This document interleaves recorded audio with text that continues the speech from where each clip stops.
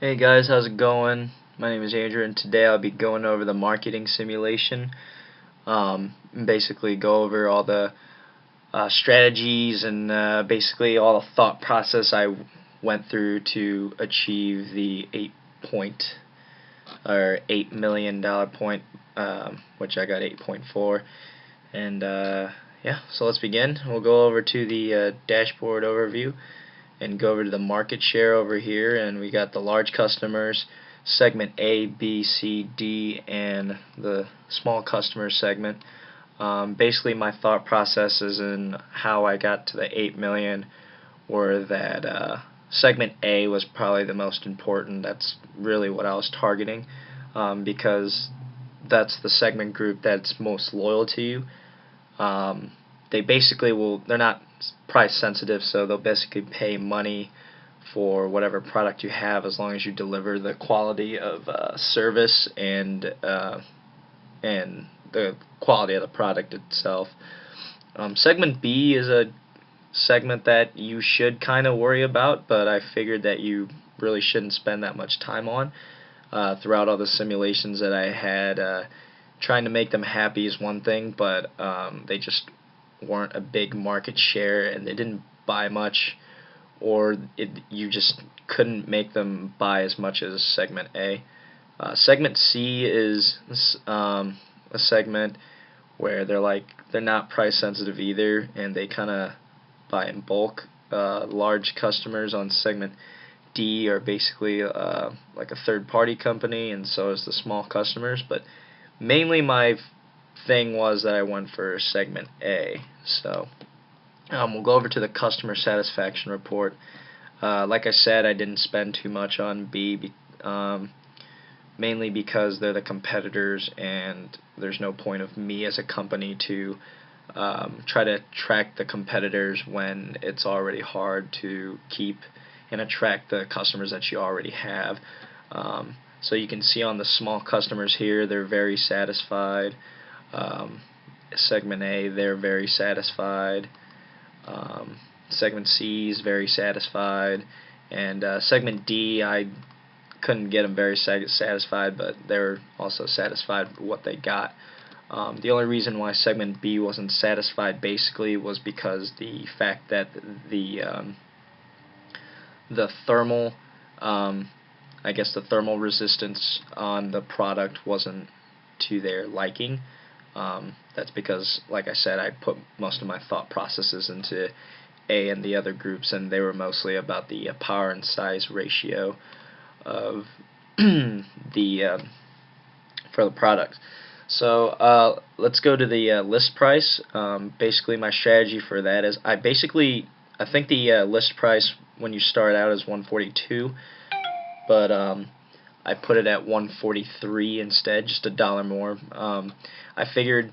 I found out that with all the simulations, if you keep them at the same price, you just tend to do better on your profit.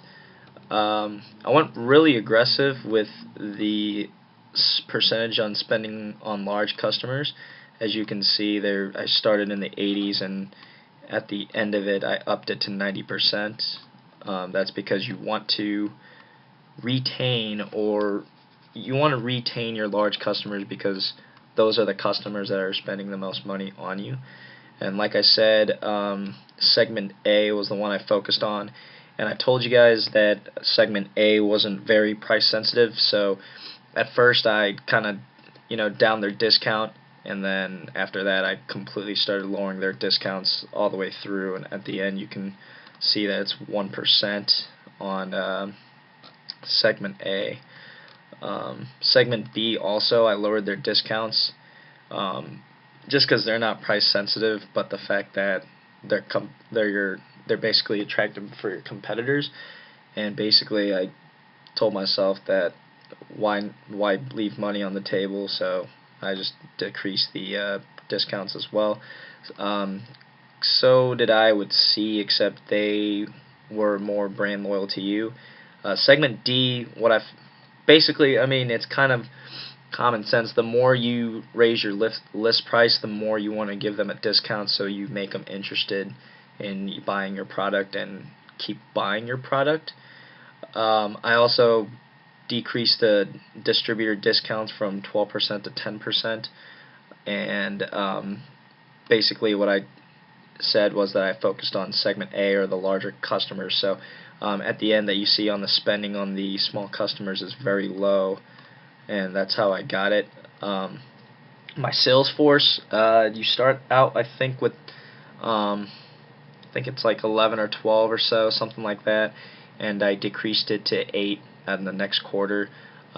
With that money, I figured you don't need all that manpower to do it, or you don't need all that manpower to have customer service, and that was one of the things. If you went to customer satisfaction, segment B had a problem with that, and a lot of the other segments had a problem with that. So what I did was, when I did that, I decided to take the money that I had with the sales force, lower it, but put it into the spending on the training and the communications, so they were more I'd rather at least have least amount of people, or not the least amount of people, but rather at least have smaller numbers, but have them trained better, so then they can provide better customer service, and that ended up working well. And each number, I guess each person that I took out of the sales force was like 50,000. So took that 50,000 at first and put it into the feature spending, and whenever I put it on feature spending on that money, I also up the percentages, like I said, on the spending on large customers, and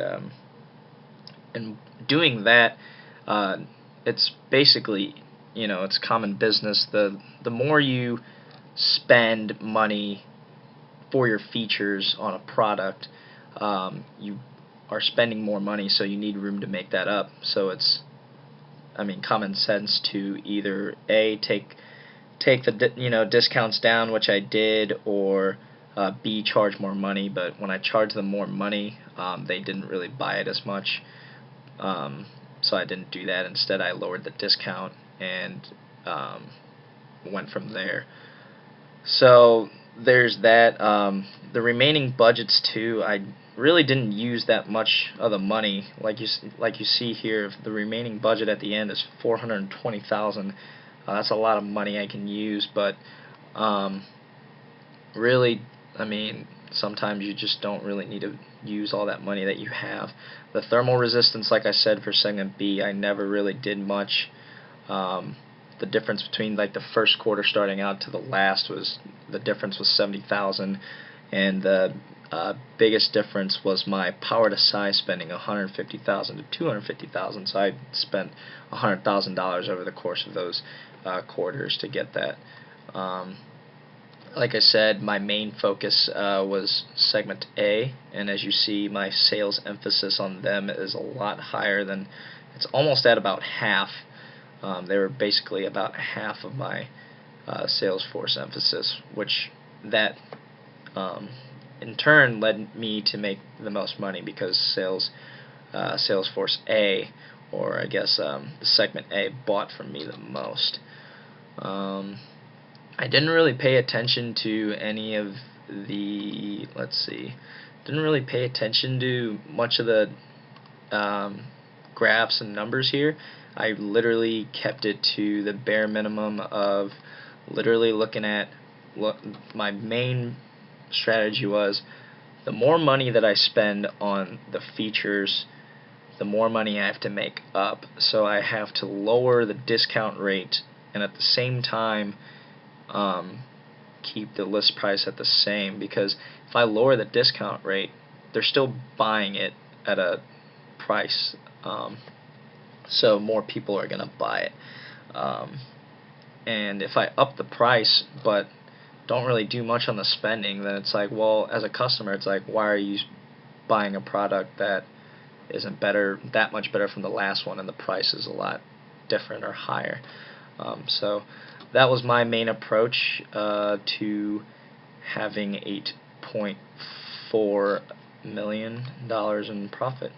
So, yep, that's it.